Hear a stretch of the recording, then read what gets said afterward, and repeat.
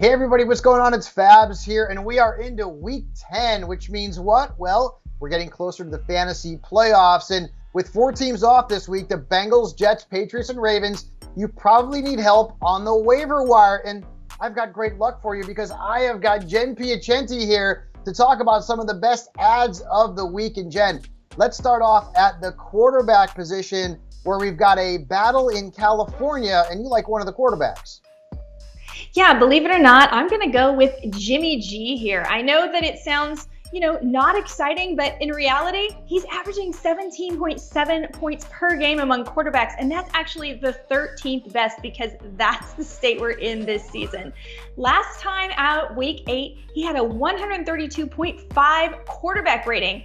That's because Christian McCaffrey's there, and they're going to be so worried about stopping Christian McCaffrey as a passer, a receiver, and a runner that Jimmy G is going to be freed up to make some big plays, and we know that the Chargers do give up a few big plays. So I like Jimmy G for a solid floor this week. Of course, you could also go with someone like Daniel Jones or Marcus Mariota, but hey, sometimes a solid floor is a good way to play.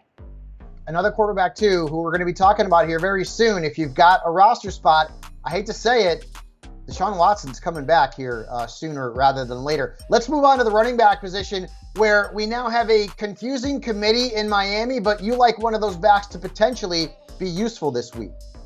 Yeah, definitely check your waiver wire for Jeff Wilson Jr. He was dropped in a lot of leagues once they added Christian McCaffrey to the 49ers team. So this week he had the same amount of carries as Raheem Mostert. They both had 9, but Jeff Wilson Jr. far more effective, gaining 51 yards. He also caught 3 passes for 21. If you don't want to get a committee, too bad, because you know what? That's the situation this year. And this is a team that's going to be playing with the lead quite often. And I think Jeff Wilson Jr. fits nicely into Mike McDaniel's offense. So I think he's worth a grab. You could also consider someone like Isaiah Pacheco, whose playing time is increasing. But again, we didn't see a lot of exciting stuff in the game on Sunday.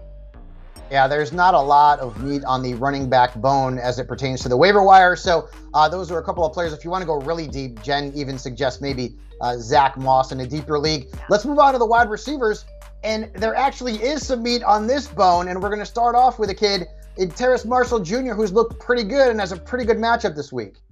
Yeah, he actually has an excellent matchup this week. It's the Atlanta Falcons. They've allowed the second most passing yards per game to opposing quarterbacks and 211 receiving yards per game to opposing wideouts. Now, across the past 2 games, he's had 50 yards or more.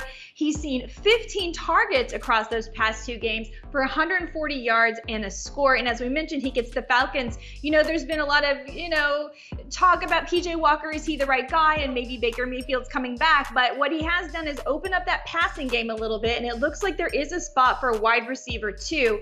So for this week, definitely I like Terrace Marshall Jr. We know Walker is under center, but also he has a top 10 scheduled for wideouts for the rest of the season, including your fantasy playoffs. Now there's a lot more wideouts on my list too, so be sure you check it out because there's quite a few you can make a grab for, including free agent Odell Beckham Jr.